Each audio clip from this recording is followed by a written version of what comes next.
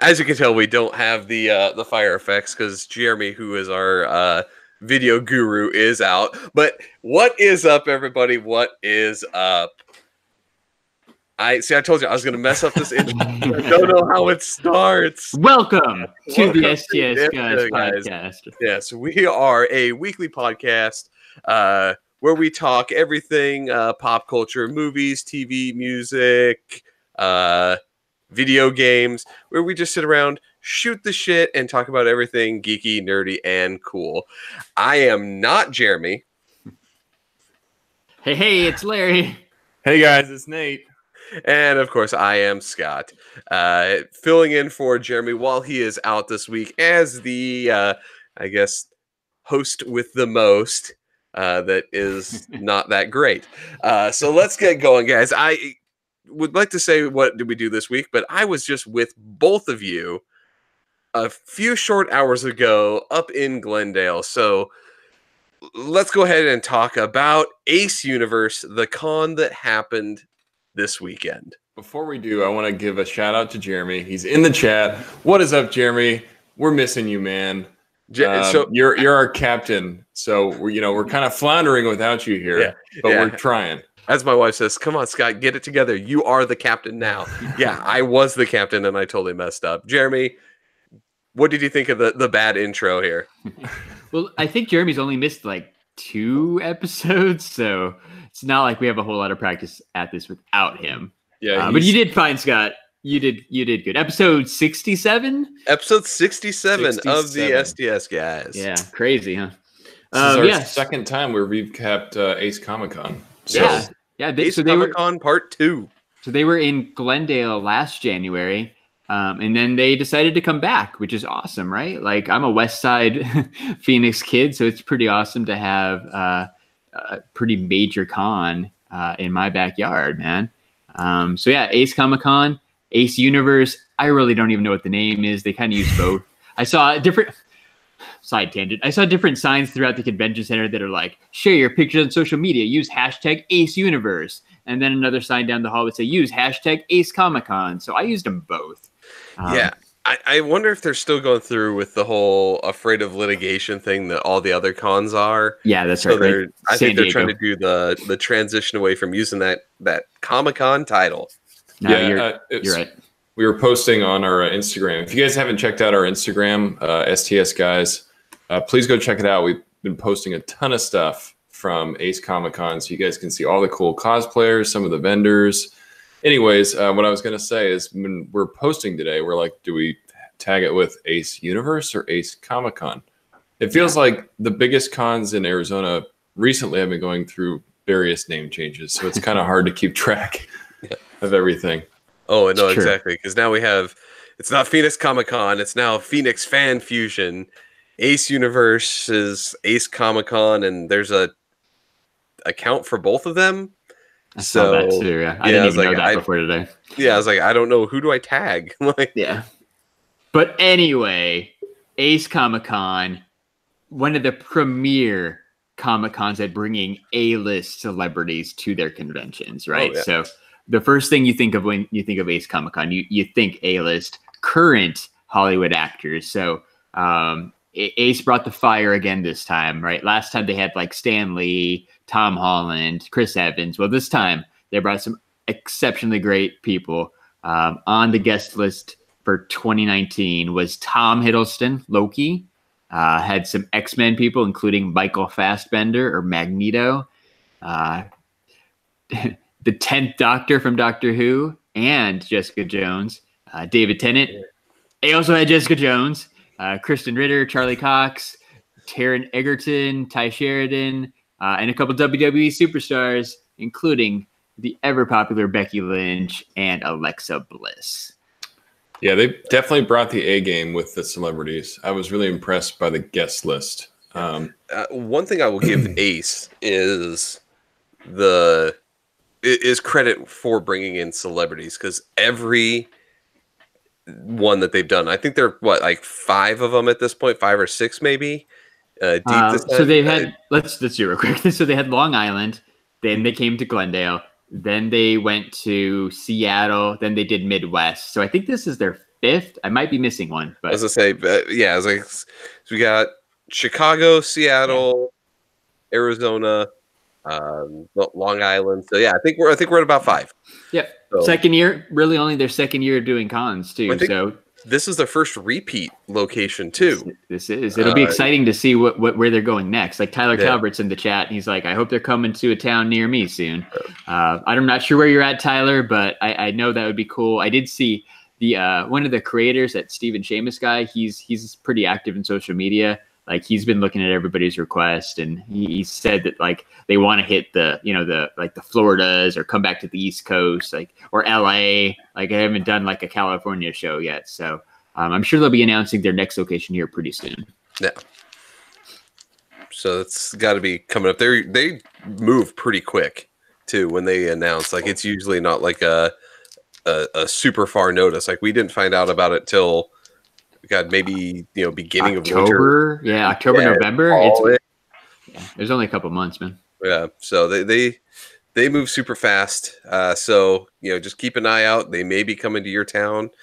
They keep it pretty hush up until the point when they announce it. So so keep an eye out. Ace Universe or AceComicCon.com. Yeah, we'll get you everything you need. So, but as I was saying, the thing about it is every time that they've gone to another location, they have always brought an amazing guest list for each con. Like this one had it, I think they had almost the entire Justice League for the first go round that they had up in Long Island. Right, Henry Cavill, Gal Gadot. They've had Tom Holland.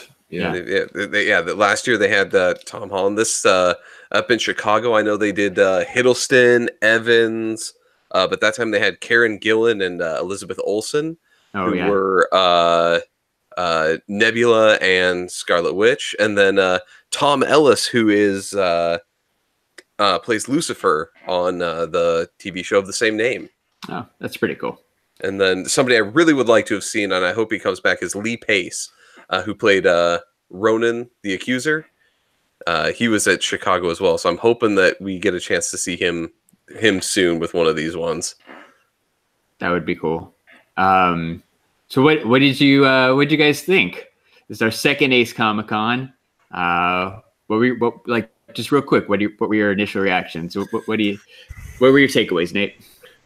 So for the biggest takeaway for me was the A-list celebrities. That it's kind of, you know that they're in the building, but then you're walking around, all of a sudden you turn to the right and you see that there's a panel of the X-Men Dark Phoenix cast. So you got Ty Sheridan, Michael Fassbender, and Alexandra Shipp, who plays Storm.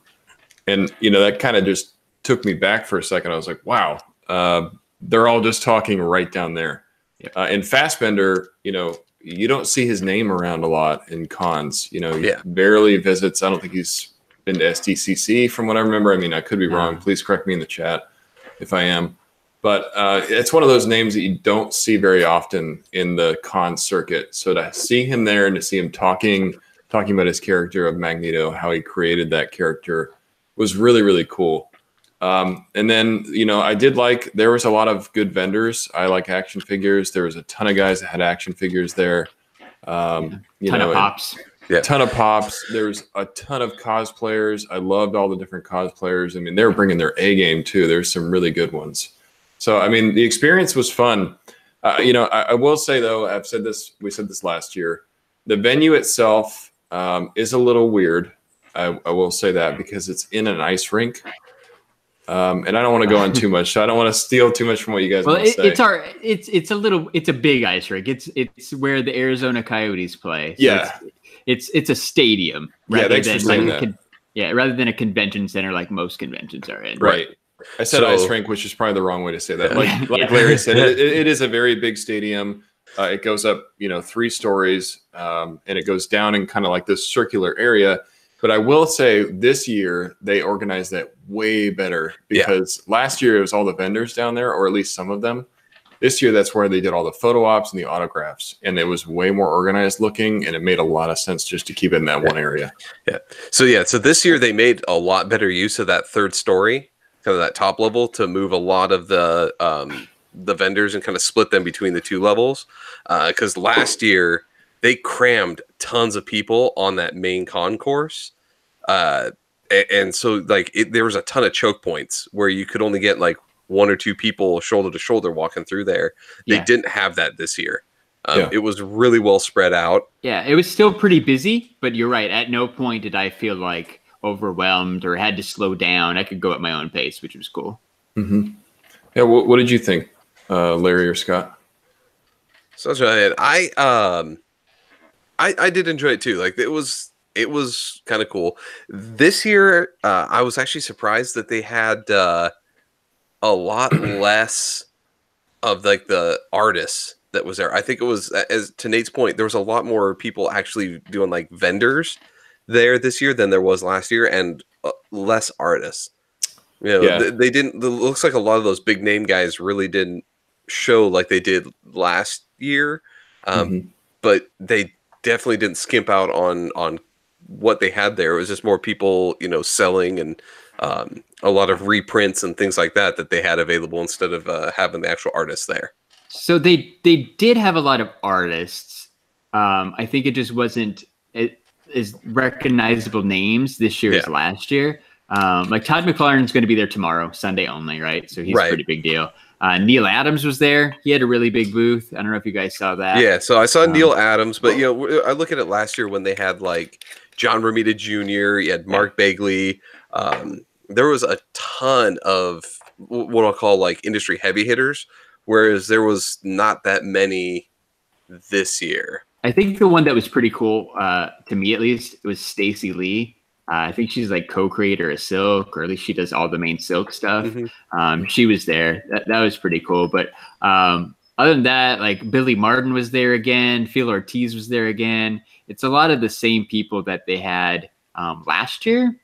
So I don't know. I completely agree with you. I know we had a lot of fun running around and meeting John Romita Jr., meeting Mark Bagley. Like, great. We got some book signs with the thanks to Jeremy for the help on hooking us up with those comic books. Yeah. But that was the first thing we did last year. All four of us, we ran around and got a whole bunch of autographs and just met a bunch of really cool artists. We didn't have that this time for whatever reason. I guess it just wasn't the creators that were there weren't the right creators for us. I'm sure people were excited to see that. Yeah. So, yeah. We did not all each have our big little binder of comics that we brought in. Yeah, we really did last time, which is unusual for all of us except for maybe Jeremy. That's true. Yeah, I will say, even though they do have some big names that you recognize, Todd McFarlane, Neil Adams, they didn't have as many names, at least that I personally recognize. And it seems like they upped more of the celebrity guests and kind of slimmed down some of the artists a little bit. Yeah, for sure. Yeah, and if you're not going for the Hollywood celebrities, it's nice to have some cool comic guests because it is still a Comic-Con. It's not Ace Hollywood Celebrity Con. So, let's talk about that. I was gonna say that's a great lead-in, Larry, because I know that a lot of people seem to be disappointed, and it's the same thing kind of last year that we ran into with people describing the event. Going in as a Comic-Con, I think a lot of people were disappointed, and I think we all kind of talked about it as, do we really look at this as a Comic-Con, or is it something different? Yeah, and I think this is kind of what we were talking about earlier with the name change, and I think this might be behind it, even though there is the SCCC, San Diego Comic-Con whole debacle where people don't want to get sued. I feel like the move to calling it Ace Universe is to kind of distinguish it as something else other than a comic convention, which I think if you know that going into it, you'll know what to expect because, there's not as much comic vendors. Comics aren't really the central focus per se. It's more of like, let's create a convention around these celebrity guests and you can get some great autographs and get some great pictures. I mean, you got people like Tom Hiddleston there. I mean, I know we talked about some of them earlier, but just to recap, you got Tom Hiddleston, you got Michael Fassbender, David Tennant, Krysten Ritter, Charlie Cox, Taron Egerton. I mean, you got some big names. Yeah. And if that's what you're wanting to see, this con's for you. Right. You know, and I think that's important to remember because it's not a bad con at all. We had a lot of fun. It's just not a specific con to comics. It's more about the celebrities, at least in my eyes. No, Yeah. I agree, man. Like, Yeah. like a Saturday ticket was $75. Honestly, like if you weren't going to meet a Tom Hiddleston or a Krysten Ritter, I don't know if the value's there to just walk around and look at this other stuff you can do for free. Yeah, you can still sit down and watch the panels and that kind of stuff, which is cool. But you know what? They stream all the panels live on Facebook, which is another really cool thing that Ace does that a lot of other cons don't do. But man, you don't have to be in Arizona to watch that. You could be in Maryland and still go on Facebook. Like they have Facebook across the world now. The one thing that you say is kind of streaming that I do appreciate though is they have like the audio going throughout the whole stadium, and since it's a sports arena, there's TVs everywhere that they are broadcasting the panel throughout the show. So even if you're out shopping, you can still watch any of the panels, which I do appreciate. Yeah, I did really like that part because, like I said earlier, when I'm walking by and I see that the panel's on the jumbotron, it makes me want to watch it now. Mm-hmm. Yeah, exactly. And it's the thing that I always look at it this way: is it's their attempt to make like a mini, it's like a mobile mini Hall H, kind of is the best way I can describe it for anybody who's ever been to San Diego. Hall H is kind of the big hall where those panels are with the big celebrities and everything. Like it's like if they took just that aspect of the con and just brought that to different cities, just kind of made that mobile, and then filled in the concourse with whoever they could find local to sell stuff. It seems like that's what Ace has done. Yeah, well, you need something to do in between your photo ops or while you're like, when you're standing in line to get your photo op or autograph, you can see the jumbotron too. So, I mean, it's cool filler.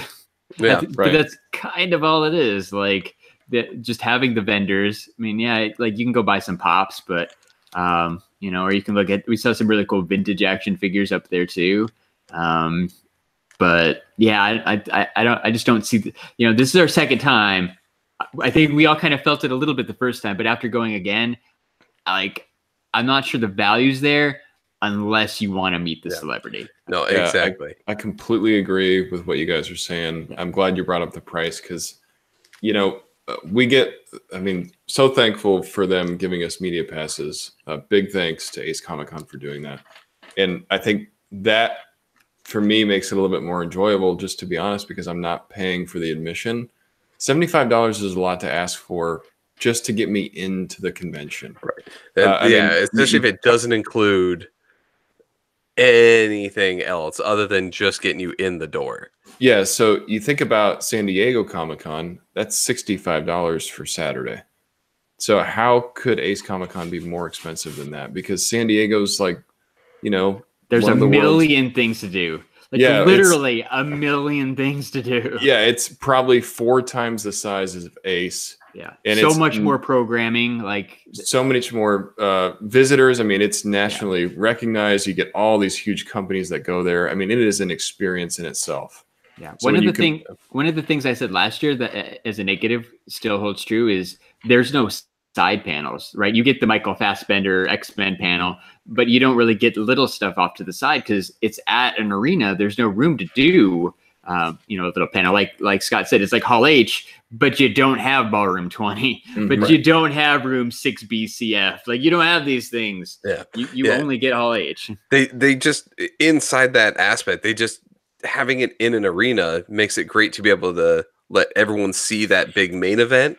But yeah, you don't leave anywhere. Like no arena that I know of has conference rooms that they could handle like side ones, or at least that they're going to make available to anybody. Maybe that Jerry Jones like Cowboy Stadium or something. Isn't that thing huge? Yeah, maybe if they ever decide to go there. But not the Arizona Cardinals or Arizona Coyotes Stadium in Glendale. Yeah, and we talked about the venue. I mean, they did a better job organizing it, but I totally agree. There's not a lot for extra stuff.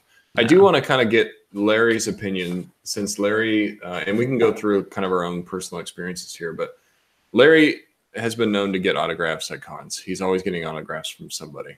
So I want to know if your experience getting that autograph from Krysten Ritter, and kind of tell us about that maybe. How does that compare to your experience at maybe other cons? So I haven't gotten a ton of autographs at other cons. I got a couple at San Diego, right? I met Nancy Cartwright, the voice of Bart Simpson, a couple years ago. I got Zach Callison, the voice of Steven Universe, at Phoenix, whatever Phoenix Comic-Con was called at that time. And then, yeah, like I regretted not getting an autograph or a photo op after last year's Ace Comic-Con after it happened, right? Like, I'm like, oh, I should have met Tom Holland or, something. Like, we were right there amongst all these people. And it just didn't happen. So when this one rolled around, I'm like, you know what? I'm gonna figure it out. I want to see somebody. So I decided that Krysten Ritter, Jessica Jones, was the right price point and a show that I really like. Jessica Jones on Netflix is my favorite Netflix Marvel series, and she was only $65 for an autograph. It seemed like a totally reasonable price. So as soon as tickets went on sale, I snatched those up. So yeah, I waited in line, got this pop signed. Then a pop protector. It's super blurry, but whatever. It's on our Instagrams. Go check it out. She signed it nicely in purple paint pen Sharpie. So yeah, it was cool. Like, you had to go to the floor. You went through a second set of metal detectors, which was interesting because you went through one when you first got there, but I get it, right? You want to make sure the celebrities are safe. So you go through a second set of metal detectors and they search your bags again. It was quick though. Like, I think there was 2 people in line in front of me. Super quick, super easy. Got a line right on the floor. The lines were big and long. Like, the aisles were long. They had it set up really, really nice. It was kind of interesting. Like, she was signing at the same time Tom Hiddleston was signing.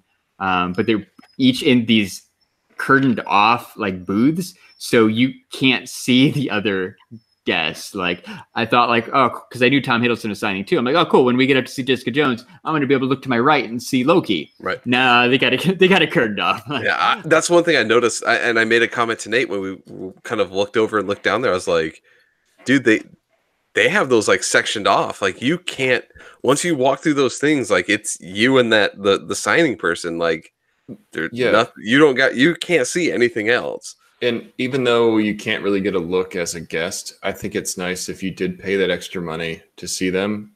Okay, I'm getting exclusive access here. Oh, yeah, I get it. But you know what? When I was standing at that line, when someone walked out of the Tom Hiddleston booth, that curtain opened right up and I could see Tom Hiddleston. Nice. Yeah. So like you said about like Fassbender and stuff, when you walk by the panel, it's still really cool to be like, hey, there's Loki, like 20 feet away. Yeah, right there. Like, and it's still cool, man. His neck looks fine. Yeah, he's breathing. Yeah. Thanos didn't hurt him at all. Right, not at all. So I want to jump in. I'm going through the chat here, and Jeremy did pose a good question. It says, would it be better if they changed venues to a more traditional convention center? I think it would give them more room for things, but I also feel like that's not what they want to do. Yeah. They want to be different and have the Jumbotron and do all that stuff. So I had an idea with it, though, because, I think that they want to stick with something that's more of a stadium-style seating, because that lets everybody that's there see the panel, right? I think that's their big idea, is like, we don't want to get a convention hall because that limits the number of people that could go in and see the people. Yeah. Let's get a stadium that can hold 20,000 people and everyone gets to see. Even Hall H is so big that when you're sitting in the back, you're really just watching a TV screen anyhow. Yeah. So this, with stadium style seats, you can be in the back, but you can still see the actual people there pretty easily, as well as look at the Jumbotron. So, like, it's got some problems like with other vendors and stuff, but as far as like panels go, I like having the panel set up the way that they do it for Ace in the arena. Yeah. So, go ahead, Nate. I was going to say, valid point for sure. I still prefer the traditional convention center after being at San Diego, and Designer Con really was awesome too. I loved the way the Designer Con was laid out. I think for me, it feels spread out. It feels like a bigger con. Ace, when it's in that that stadium the way it is, it feels smaller. Yeah, it's so weird how it just wraps around in circles, and you never really know exactly where you are. Like it's odd. Yeah, there's no frame of reference. I'm like, am I close to the end or should I turn around?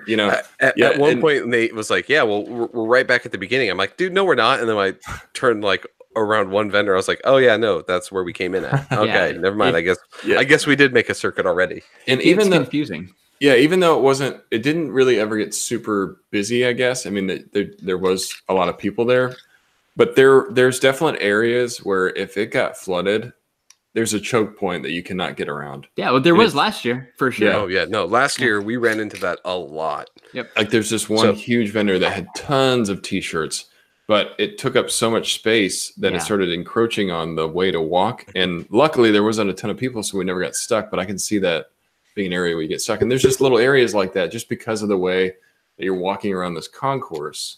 In Gila River Arena, like I've been in a fair amount of arenas and baseball stadiums and stuff. I think Gila River has a pretty narrow, narrow concourse. So you're right. Like you put a big old 6-foot table, like there's not a whole lot of room to walk by. And that's, I was going to say, is if we're going to talk about a change of venue and you still want that stadium thing, right next door, you have Cardinals Stadium. Just downtown Phoenix, there's the Chase Stadium for where the Diamondbacks play.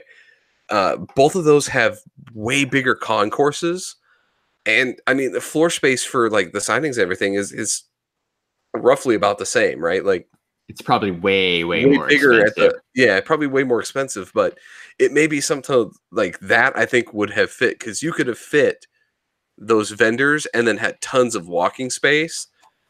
Just thinking of Chase Stadium myself, like those concourses, at least on that first level, are super wide to where you could walk and have those vendors and you would never have to worry about that. So I think keeping it in a stadium, I think it would have been a little bit better to go to one of those other, kind of little bit larger stadiums to give you that space to walk and go through. And most of those too are generally, like a lot of the baseball stadiums, are open air, right? You don't have that wall that separates walking down to the vendor hall. So it would kind of eliminate that small feeling, I think, by going with something that doesn't have those walls and it's just kind of an open view of the whole thing. I want to focus on another question too. Brian Rainey asked us a little bit earlier. So if you had to pay, would you be returning for a third year? So what do you think, Larry? I really, it depends on the guest list. If there was not a guest I wanted to see, probably not. But if there was a guest I wanted to see, then yeah, sure, why not? I think that they've got VIP badges, right? That gets you entry plus an autograph plus a photo op. Like I probably opt for one of those. While they're pricey, like $300 plus, depending on who you want to see. Like all in all, like it's not a bad value. No, if you look at kind of the individual prices of things to be able to get in, and I think it generally does include like a full 3-day pass too. Yeah, not just a single day for those. No. So 3 days in that you could go plus the photos and stuff. Yeah, if there's somebody that I liked and that I wanted to see, I would definitely go back and like Larry, pick up the VIP pass. If not, I love just going to cons and walking around and just kind of looking at the vendors and what everybody has. Maybe it's something that I do like a Friday night, like it's not as expensive. There's only a couple hours. I would go there. I don't know if I'd pay $75 to not go and see somebody and just to walk around because that's kind of an expensive Saturday outing. Exactly. Yeah, and I agree with what the guys are saying. I had a lot of fun. I do enjoy walking around conventions. I do enjoy looking at vendors. But if there's not something that's bringing me there, like one of those guests, I don't know if I would pay that $75 fee because that's a hefty fee just to walk around and look at stuff. It's a bit pricey. But you know what? Like it's like anything else. It's what you make of it.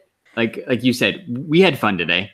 Like it was an excuse to go hang out with my friends, look at some comic books, look at some toys, hang out there, see some panels, and like, what else were we going to do on a Saturday? Like it's like, so same thing. Like, so maybe if it's a little bit cheaper, I'd probably go back. But like it's like anything. It's what you make of it. If you want to have a good time, you're going to have a good time. If you want to dwell on the negative and be like, hey, I spent too much on this, you're probably not going to have fun. So just be positive. So I actually really like this question too. Tyler had brought it up in the chat. Says, "Who are some of the celebs you hope are at the next Ace Comic-Con?" So let's just say coming around third year next January, we have Ace Comic-Con Part 3 in Phoenix. Is there anybody that you would hope? There's a couple that I think would be fairly likely. Who do you got, man?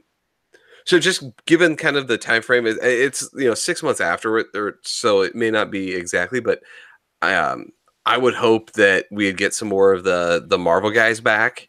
Chris Evans, Anthony Mackie, all those guys may be coming back, since Endgame probably would just be coming out on DVD around that time.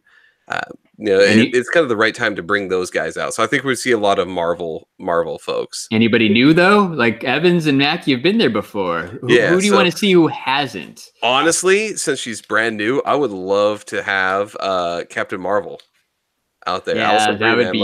Anything, yeah. And Jeremy killed me. I was dying to say Josh Brolin. I was like, Josh Brolin. He was supposed to be in Chicago, but he had to cancel because his wife had a baby. So I got two, and that's kind of sad too, because I think a lot of people were really looking forward to see him. Josh Brolin killed it last year. He was in 2 amazing movies. Yeah. I've enjoyed a lot of his stuff even in the past before he even was associated with Marvel.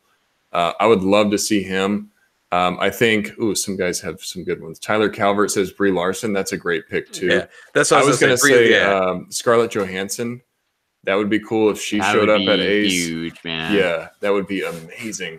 I realized I messed up because I think I said Allison Brie and it's Brie Larson that I was thinking of. Yeah, but Allison Brie would be awesome too. Yes, even though she's not MCU. Yeah, exactly. Jeremy, another good one. Jeremy, Mark Ruffalo would be great. Let me say Samuel mine. Jackson. Let me say mine before someone else spoils. Okay, go ahead, Larry. I have 2 that, like Brian asked, would I go? These would be no brainers for me: Chris Pratt and Vin Diesel. Ooh, I am Groot. I would throw down. Yeah, I know he's a loose Marvel. Yeah. However, you bring Vin Diesel or Chris Pratt, and I will give you my $300. Yeah, no, and Tyler steals my other one too, because I was just thinking about Jude Law, because he's kind of he's showing up in Captain Marvel. And what con do you think Jude Law is ever really going to go to other than potentially an Ace? And Denny McGuire, he has a great one. Hugh Jackman. I would love to see Hugh Jackman. I threw in Ryan Reynolds. He's just, he's Ryan freaking Reynolds. Yeah. It was amazing to meet him. So, any of the Guardians too, like Zoe Saldana. True. I'd love to see her. Bautista does some cons. I think even though we're throwing out a lot of names here, we can get Bradley Cooper for the voice of if Rocket. You're gonna have, you're gonna have Vin Diesel. You gotta have Bradley Cooper. Robert Downey Jr. How cool would that be if he showed up? I mean, I know we're throwing out a lot of names here. I don't think anyone can afford to have Robert Downey Jr. show up. True, he's probably super expensive. I mean, I know we're throwing out a lot of names, but considering what Ace has done in the past for their other cons, I don't think it's out of the realm of possibility that some of those people might show up in the future. Yeah, here's what I want. Because of his voice work in Into the Spider-Verse, come on, we need Nicolas Cage. And that dude needs money. So, he needs to come in. I think he would jump on. Yeah, Nicolas Cage, voice of Spider-Man Noir. Yeah, I would get the VIP pass solely for a photo op and autograph with Nicolas Cage. Voice of Superman in the Teen Titans Go movie. Yes, and voice of Spider-Man Noir. Yeah. And basically one of the greatest overactors of all time.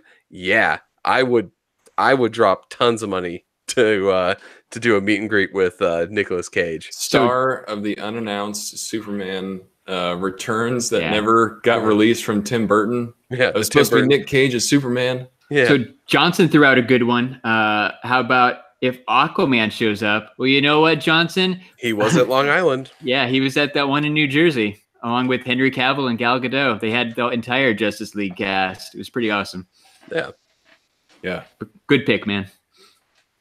Yeah, good names in the chat. You guys throw out some good ones. Like it's fun to do a wish list, but I'm go. I was gonna say that you say it's fun to do a wish list, but given the kind of history that this con has pulled in for guests, they're not really outside of what could show up.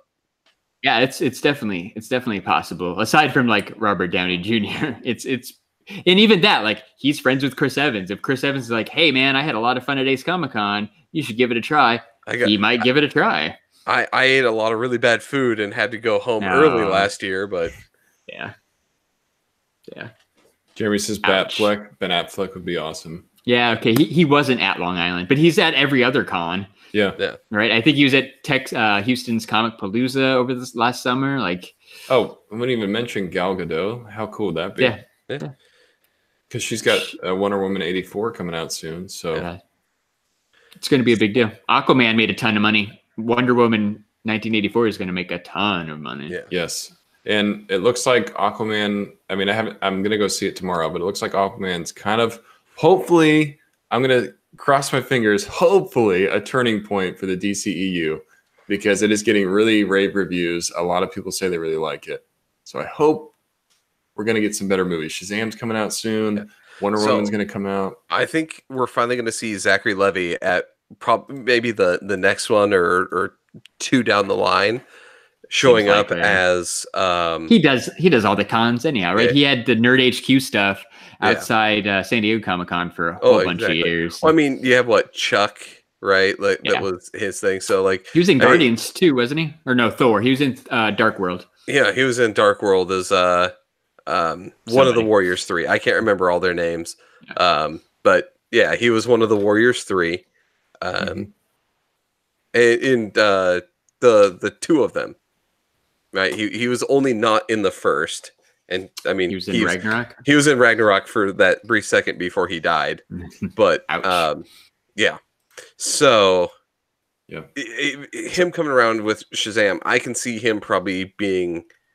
Usually it's like every 3 or 4 months, right? They have another one come up. So seems like one a quarter. Yeah, so one a quarter. So probably, and not maybe the next one, but the one after that, we'll probably start to might see him. Come through as a guest. I like it when they can string together multiple guests that have been in like the same movie, like the Justice League, or like when or like the X-Men panel from today. Like that was really cool. Yeah, I didn't even put 2 and 2 together that those 3 were all there, and then all of a sudden you see the X-Men Dark Phoenix panel. I'm like, holy crap! They got Cyclops, Storm, and Magneto. Yeah, I didn't realize all 3 were gonna be here today. So to Larry's point. That's really cool when they join a bunch of different people together into one, because it makes that whole thing better. One more before we move on. Travis Moore says Paul Rudd. Yeah, Paul Rudd would be my fourth choice. So Chris Pratt, Vin Diesel, Scarlett Johansson, and then Paul Rudd. That would be the killer top 4 for me. Yeah. And outside of San Diego, I want to bring up what Jeremy brings up too is adding in directors. Would be really cool to see because not really a lot of cons outside of like a Hall H appearance really are going to have those directors out there. So being able to actually talk to Taika Waititi, about filmmaking I think Jon Favreau would be really cool because he also plays Happy. That'd be awesome. He's my number 6 on that list. Then he's my number 5 because he directed Swingers, and that's a great movie. Yeah. So, like Jeremy mentioned, the Russo brothers. I forget what con it was at. I'm pretty sure it was in Texas, but Sully and Steve met the Russo brothers at a con, so it's not out of the question. Granted, it was like right after. What movie did they do first? Winter Soldier. I think it was right after Winter Soldier was, I think, their first one. So they've gotten a little bigger since then, but I mean they've done cons before. Yeah, potential. I mean, it's limitless. We could keep naming off names that we'd love to see, and it'll be a surprise what Ace brings next year. I think if anything, it's going to be A-list celebrity. Go ahead. You know what else they brought this year in real life, they brought some amazing cosplayers as featured guests. Yes, you read they my mind. I was did. literally just going to say the same thing. Let's Nice. go with them transitions, Nice segue, Larry. So yeah, we met some, and we've met a couple of these people before, but like I said before, I don't want to say we've met them. We can say we got a couple of friends of the podcast. we have met these people. I think We yeah. met. Yeah. Well, so there were only 2 featured cosplay guests. You may remember Alina Masquerade and Steffi Monster from the STS Guys Super Mega Cosplay giveaway from around this time last year, where we gave away an autographed picture of Steffi Monster and an autographed picture of Alina Masquerade. Weird. Yeah. Surprisingly, both of them were at the con, and we did get a chance to meet up with them and talk for a little bit. Yeah, they're extremely nice. Larry said, got recognized. Tell us about that, Larry. Yeah, so I was walking up, and before I could say hi, Alina remembered that we did a quick interview last year at ACE, and that video is still up on our YouTube channel if you want to check it out. But yeah, it was really cool. She said hi. We talked for a minute. She remembered me. We just talked, cons and how the day was going. How'd she been? She was really cool. She has an STS Guys t-shirt. So like Scott was saying, friend of the podcast. And somebody who I've been like Instagram friends with for a really long time, but had never met, Steffi Monster, was also there. So that was really cool. I got to say hi to her. Like same thing, right? It's that we're kind of like my Funko friends. It's kind of weird to meet these people who you've known online for a lot of years. But like after like a second of somewhat awkwardness, like it was pretty cool. And we just started talking and like, we just hung out for a little while, like just became friends again, like in real life this time. So it was cool. Yeah. And we went there today and, Alina and Steffi both were kind of sharing a booth and they were both just extremely welcoming. They're like, oh, hey guys, I didn't have to say hello. And she's like, oh, the STS guys are here. Like we know who those guys are. Yeah. And, they just saw the shirt. Nate and I were both wearing our I guess we're still wearing the same ones from earlier. These STS Guys shirts, and yeah, the first thing they were saying was like, "Oh, hey, the STS Guys, what's going on?" And just kind of from there, it was really cool. But yeah, I mean, they had a couple of just outside of the ones that we knew. There's some people that brought some pretty awesome cosplays. Like Nate, I think had posted a picture up of the Transformers that we had. I mean, people walking around in like full on Transformers costumes. Yeah, the Arizona Autobots. If you guys haven't checked out our Instagram, check it out at STS Guys. We posted a ton of cosplayers, and we've got more that we'll be continuing to post. But yeah, you can see those Autobots, and then you can see Steffi and Alina too. So go find those pictures. Double tap. Yeah, we got a group shot of them, and we got a bunch of other cosplayers. That was, I mean, we've talked about, other things, but that was one of the cool things about the convention. That was my favorite part of the convention, was hanging out with them.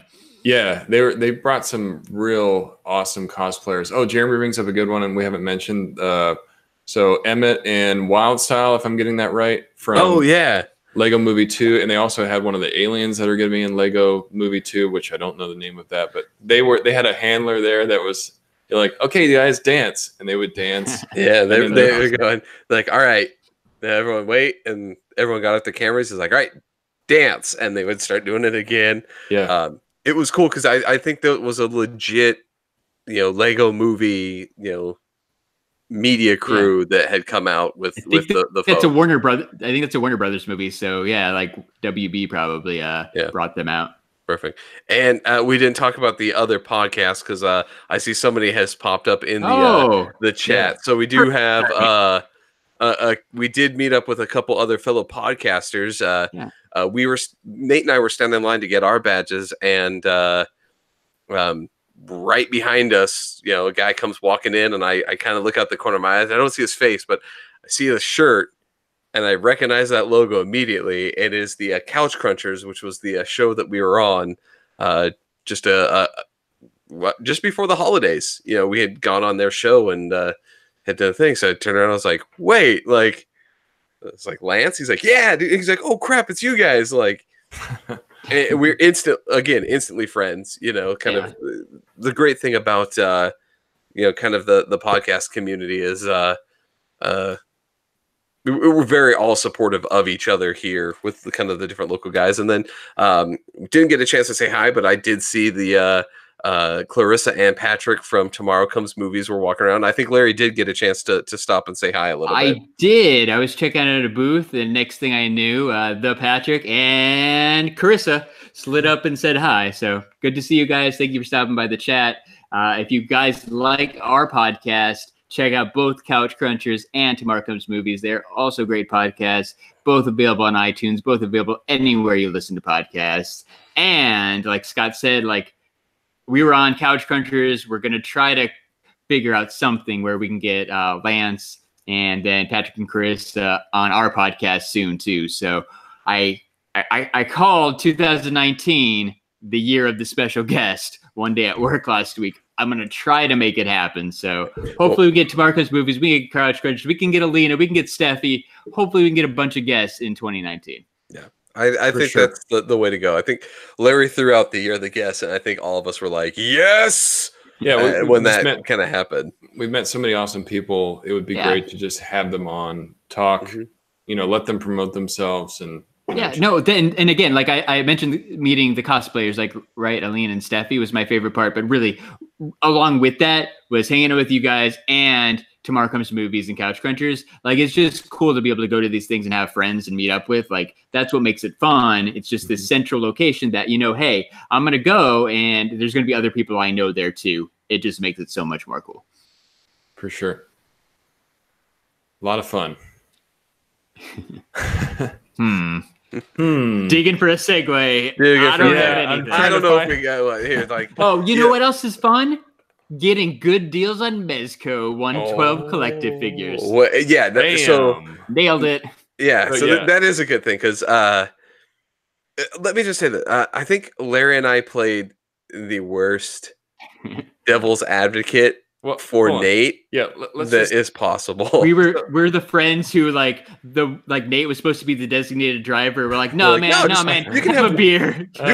You can have 2 drinks and be fine, man. Come on, that's fine. Your DD doesn't mean anything that's like that important. Yeah, Nate's beer today was a Mezco figure. It was. So like I said before, the vendors are always kind of like my favorite part because I'm an action figure collector. I'm always looking for those rare, hard to find action figures. So we're going around. We found some really good vendors. Toy Anxiety, who has a local store here, had a great booth. I was really impressed by what they had. They had the new Hulk. They had new Mezcos. I almost got the Mezco King Kong. If you guys know me, I love Mezco toys. So I'm thinking about that. Scott knows. I'm like, they have it at retail price. Yeah. And that's not bad. But you were talking about it for a while too. I thought we were going back to get that. Yeah, so I had it in my mind when I came there that I was not going to spend money. I'm like, okay, no, I'm not going to get anything when I go here. But sure enough, I'm walking around and I find a guy that has a pretty awesome Mezco collection. And I feel bad. I think his name was John. I don't exactly know the store that he represented. I'm really sorry about that. I was so in the moment with what I got that I didn't really pay attention. But he did have really good signage, to be honest. Like, I didn't get a name of the store. He just had a booth with a shit ton of toys. I wish I would have saw it too. I was thinking the same thing because he had Mezcos, but he had some other awesome stuff too. He had a lot of really good old school stuff. Yeah, he had some of the older Mezcos. So the one that I got before I delay any longer. Yeah, what'd you get, Nate? I saw the Mezco Shazam. Now Shazam. Shazam. Yeah. So I'm a big DC guy. I'm always trying to build out my DC team. Mezco did a Shazam a while ago that I've always regretted passing up on, and he's gone up in value. But I saw this guy there, and he had him listed at a good price. So I took a chance, and I haggled a little bit, and he took the first offer, and I got it for a really great price. I'm talking about this Mezco Shazam. It's in great condition. It looks brand new. Nice. It looks like it came from a collector. It's got everything, that's supposed to come with a figure. Oops. The box isn't even really dinged up that much. So they took care of the box. Yeah, you can kind of see him in there. I know it probably doesn't come through that great, but this Mezco Shazam is really, really awesome. And I'm so glad that I found him. And thanks again to John for giving me the deal that he did. I was super happy. Well, and the Shazam movie comes out in just a couple of weeks on April 5th. Like the Right. price of that thing and the demand, if this movie is as good as everybody thinks it's going to be, it's just going to go up. So that was a great find. And then for your action figure photography, like it's the perfect timing now. Yeah. As we get closer to April, you can post up a bunch of Shazam pictures. It's I was going to be gonna say, perfect. You can For now sure. be ready for the movie with your pictures Yeah. because you Yeah. have the Shazam.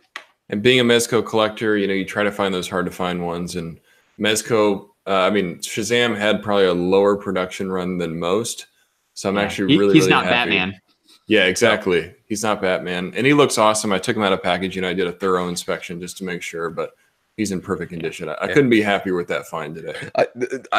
Can I tell this little aspect of the story? So we walked down the concourse a little bit, and Nate's like, "Hey, I need to stop here and take a look at this," because like I don't think Nate really comprehended really the price that he got for it. He's like, "There's still got to be something wrong with this figure." So we had to stop, and actually he like took it out and we like checked all the articulation points to make sure they like moved right. He's like, "No, I actually just got this thing for what I did." Like it was interesting because he's like, "I gotta stop because I don't want to leave this convention with this in case it's not good." Well, you always get paranoid with figures because it came from somebody else's collection. You hope that the guy took care of it. So I had to open it up and at least check out all the clothing, make sure there's no stains, the articulation works, he's not broken, and luckily, like I said, he's in like new condition. So the guy had Green Arrow, which is one of the first ones. He had the Mutant Leader, which is one of the first ones. He had Judge Dredd, which is one of the first ones. I mean, these are the older Mezcos, the ones that are really hard to find. I hope to see that guy again. Right, they're older, and that means everybody has them in their collections, and they don't want to get rid of them. Exactly.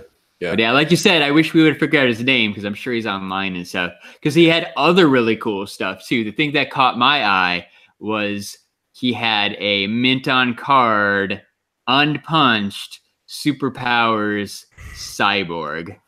It was $1,300, but that figure's always had a special place in my heart because I had all of the Kenner Superpowers figures, every single one except Cyborg. So that when I saw that in his case, I'm like, ooh, that's pretty cool. So I don't even know if I've ever actually seen one of those in person before. And he had a ton of the old school G.I. Joes, not like the little 1980s G.I. Joes, but like the old school, like when they were about the same size as a Barbie G.I. Joe. Like he even had the I can't remember the exact name of it. It was the Harley Davidson tie-in one that was the motorcycle cop that was somehow also a G.I. Joe, but like an official one. Like he had some really good old school G.I. Joes too. It's pretty cool. Yeah, he had a ton of carded Ninja Turtles. I saw Shredder plus all the other turtles on card. He had a bunch of loose 70s Kenner Star Wars. He had a bunch of loose superpowers too. He had mint on card LJN WWF figures. And you saw the Kenner Superpowers Cyborg, right, Larry? Yeah. I mentioned that one. Yeah, I'm sorry. That's right. You just did mention it's cool. That's cool. I don't listen to you when you talk either. No, sorry. I was listening to you. It just it struck my mind again because you said superpowers. But yeah, you don't see that figure anywhere. No, that was the hardest of hard to get, man. It was $1,300, but it was a minty card. It was pretty awesome. I feel like I'm pretty particular in the toys that I'm interested in, but like this guy literally had everything that I thought was cool and like such good shape. And like I said, I wish I knew who he was, but that was another highlight. Was just that one booth had so much cool stuff. Yeah. It was out of all the other ones. Like we went to a ton of the different booths, and they had a lot of stuff that were like, oh, they have a lot of really cool stuff, but it was a lot of like newer things or power the what mid-90s Power of the Force figures. We Scott and I both stuck our finger in the hole and petted the furry Bantha? Bantha, right? Like, we touched the furry Power of the Force Bantha. I was in there playing, like had my finger in the box, like petting the Bantha, and Nate or Larry walks down the corner. He's like, "Does that Bantha have real fur?" I'm like, "Dude, it's got real fur. Play with this." He's like, all right, I don't think I've ever the damn thing. I'd never seen that one before. It was pretty cool. Yeah. It was funny. I almost made it out of there without spending money, and that was one of the last booths that I saw. And, So- even though, Larry and Scott, they encourage me, they're also kind of making me realize, like, dude, it's a good deal. You probably shouldn't pass it up.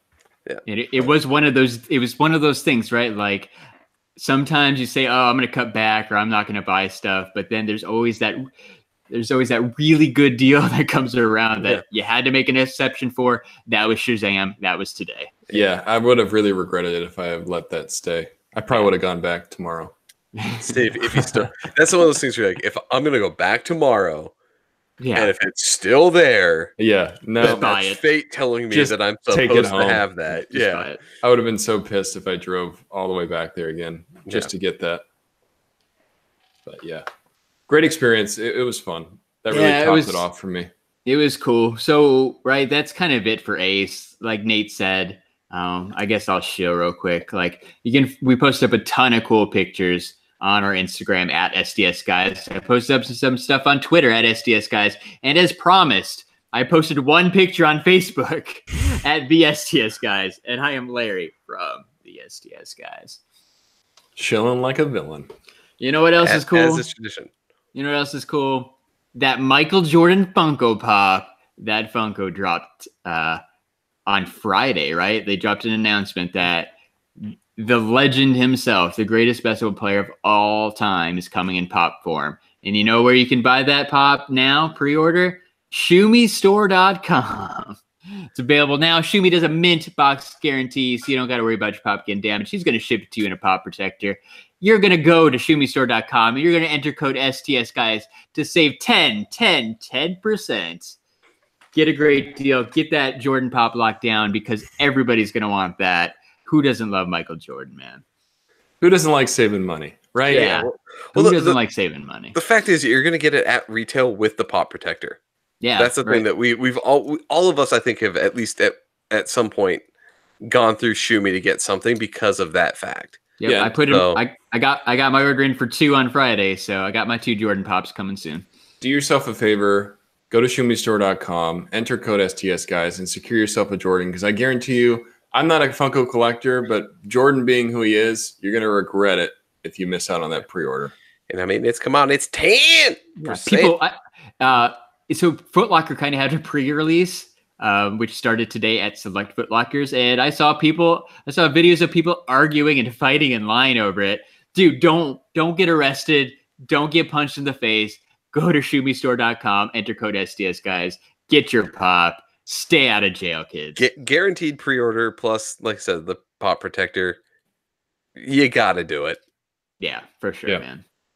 So next up for the STS Guys, 2 weeks from tomorrow is a little WWE event called Royal Rumble. Royal Rumble is coming to Phoenix? Yep.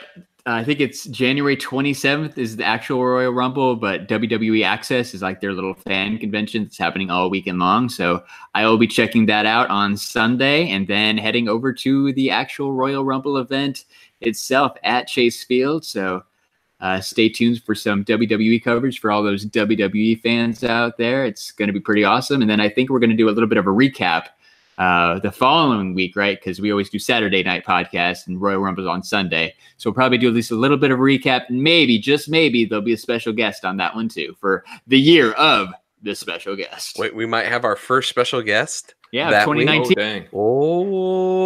Damn. That's really cool that they're coming because I know that's a big deal. I'm not a wrestling fan myself, but I know Royal Rumble coming to your state is a big deal. Yeah, right. There's WrestleMania and then there's Royal Rumble. Right. Yes. If it's any of those two things, like you said, I'm with Nate. I'm not a big wrestling fan, but I know what those two are. Yeah.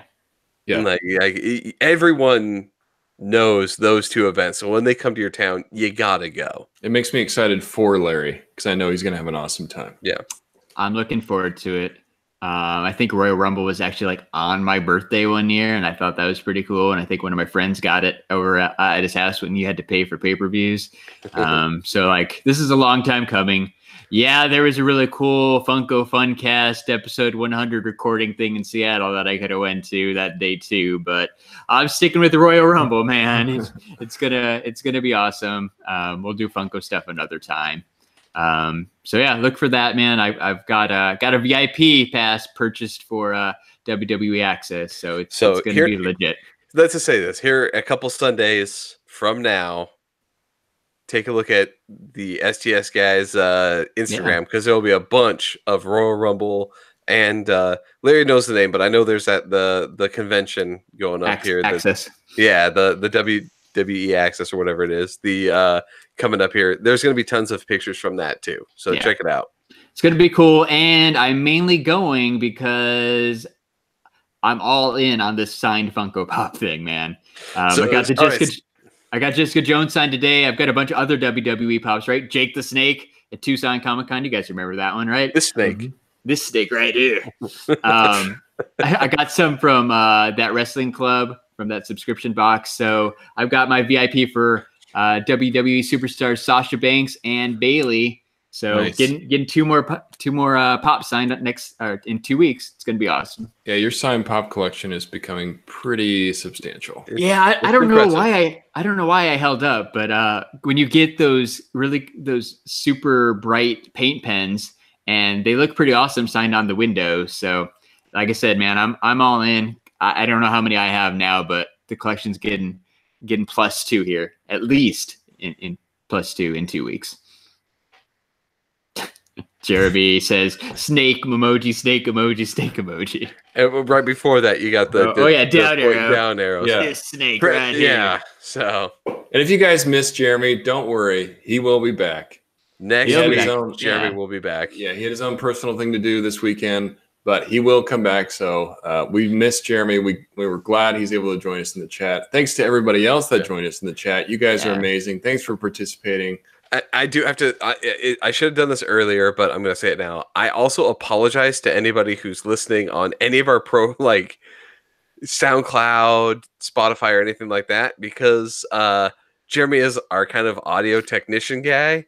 I don't know if the sound quality is going to be that great on any of the other platforms. So last time we did this, they sounded fine. So yay!